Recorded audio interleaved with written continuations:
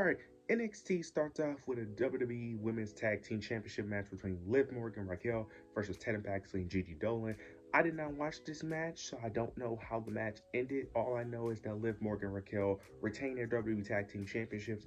That's why I didn't watch the match. I didn't watch it because I knew how this was going to go, especially due to what happened yesterday on Raw with Becky Lynch and Lyra losing the whole heel turn. I knew that Liv and Raquel was going to retain, so I just didn't care for this match because I knew this match was going to end up how every match on NXT for the women's tag titles end up, which is with them losing. So yeah, I just didn't care because I don't understand it. I know why they're keeping the titles on Liv and Raquel, mainly for storyline purposes, but even then, it's like, why? Like, it just doesn't make sense because who are they going to face? But it is what it is. But Liv and Raquel retained the WWE Women's Tag Team Championships. After this, though, we end up getting Ricky Saints. He was cutting a promo, basically, talking about, what happened at Stand and Deliver, him retaining his championship. Then he ends up getting interrupted by Lexis King, of all people. Lexis King basically ends up talking about his Heritage Cup. And then he wanted Ricky Saints to leave the ring, but Ricky Saints, of course, wasn't going to leave the ring.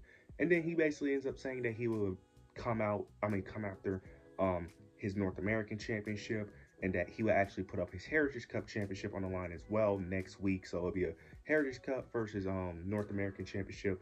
Both men put their titles on the line. Ricky Saints, of course, ends up accepting, but we're not going to get that due to what ends up happening next. We end up getting Lexis King versus Noam Dar. Lexis King ended up having a mystery opponent due to something that happened on Stand and Deliver with his trophy ended up it was a person that ended up doing some magic to his trophy, which made it disappear. Lexis King got desperate, so he ended up bringing the trophy back, and he had to agree to having a mystery opponent. I didn't really care for this because I feel like the story was just whatever, and I understood what they was going for, trying to do like a funny thing for Stand and Deliver, but I just felt like it was just a bit too much. But this was a way just to have Noam Dar makes his return. They end up having a match, and Noam Dar is now your new Heritage Cup champion. I'm a bit disappointed, mainly because Noam Dar's entire gimmick is literally centered around the Heritage Cup. The last time we seen him, his entire personality and character was literally revolved around the Heritage Cup. That's literally all he's known for. Now, I'm not the biggest Noam Dar fan. His gimmick annoys me a bit, and plus his accent annoys me a lot, and it feels kind of forced when he talks. I don't know if he's forcing that or that's just naturally how he talks. I know he naturally has an accent, but the way he speaks, it feels a bit forced at times. But I was hoping we'd do something different with Noam Dar, but no, they're putting him back in the Heritage Cup division. Also, I just don't think the division is big enough for the men to really have the Heritage Cup, because that's just me personally. So I was kind of hoping that they had just combined it and just get rid of the Heritage Cup. But I like the idea of the Heritage Cup, but I just feel like the execution isn't fully there due to the lack of men on the roster. Plus, I kind of just wish it was just a championship. I don't understand why they have it as a big trophy. It should just be a championship. You call it the Heritage Championship. I don't know why is it called. I don't understand why it had to be a cup, but yeah, we'll see where this goes, even though I really don't think it goes nowhere. It's just more so, are they going to put him back with Lash in him?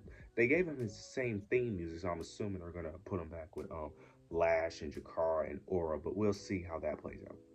After this, we end up getting Thea Hale versus Fallon Henley. Not going to go over the match because Thea Hale picks up the victory. This was one of those lazy segments that they do on NXT where they just randomly have a woman interrupt another woman, and then they just have a match and call it, and then just do a one-off.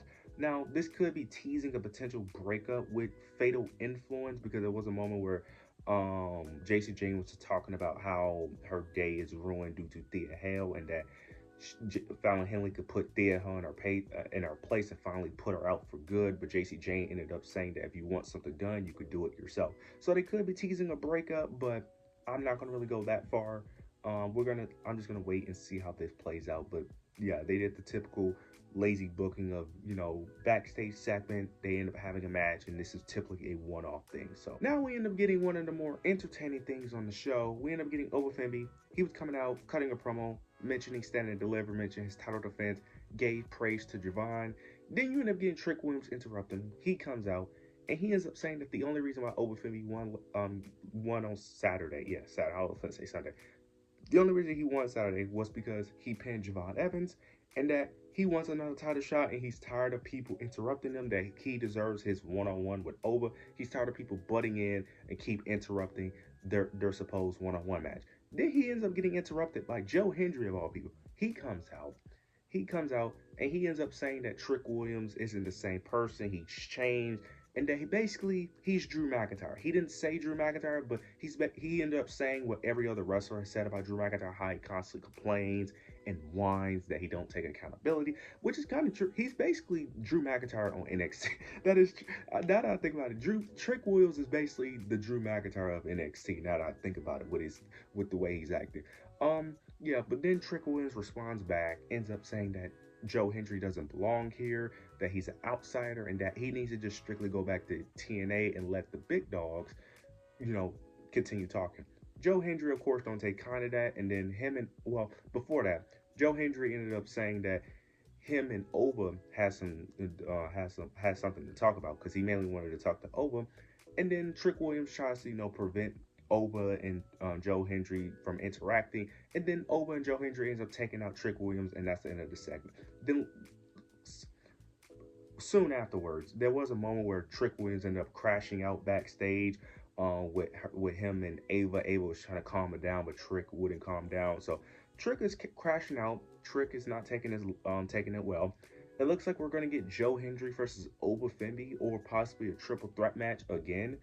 I'm interested to see how that plays out. Even though Oba is retaining, I'm just interested in the story they could tell. But this is one of the more interesting things on the show. I don't really know what to take from this, because we know how this is going to end. It's just more so what they're going to do with the story. Plus, we all know, we're assuming that Trick is going to get called up soon as well. So I'm wondering what else can they really do with Trick, because I don't know if they're really going to turn him fully heel with a short amount of time, because he should be on the main roster within the next month or two, with them possibly doing the draft. So I don't really see a reason for him to do a heel turn at this point, especially if you haven't pulled the trigger already. So we'll see how this goes, but the match itself should be very entertaining. After this, we end up getting a tag team match between Javon, Miles Bourne versus Dark State. The same thing I was told about the Thea Hill and Fallon Henley match. They did the same thing with this, where they just had a random interaction for whatever reason, where someone interrupts someone and then they end up putting on a match. Dark State wins. I don't really need to go that depth. They won cleanly, which was good. So there's that. They end up doing something where No Quarter Catch Crew, where Tavion and Charlie was watching from the entrance ramp, and they was like confused on they was confused on Miles Bourne, like, why is he in the match? So maybe they're doing something with that, but to be fair, that just feels very forced, and I don't know. So maybe that turns into a story, maybe not. But No Quarter Catch Crew hasn't been on TV in a while now, which I also don't understand why they haven't been on TV, because you could easily just put them in easily one of your best tag teams should be on TV when you have a lack of a tag team division. And then you have one of the people who could easily be going after the North American Championship in Charlie Dempsey. Then you have one of the women who could be going after the Women's North American Championship in Ren Sinclair. I don't understand why they're not on TV more. It really don't make sense with some of the depth issues that they have. But we'll see if this turns into a story or not. But I highly doubt it, but we'll see how that plays out. After this, though, we end up getting Tony D'Angelo. Well, not Tony D'Angelo, Channing Stacks. This happened earlier in the show, but this is going to transition to what I'm going to talk about afterwards.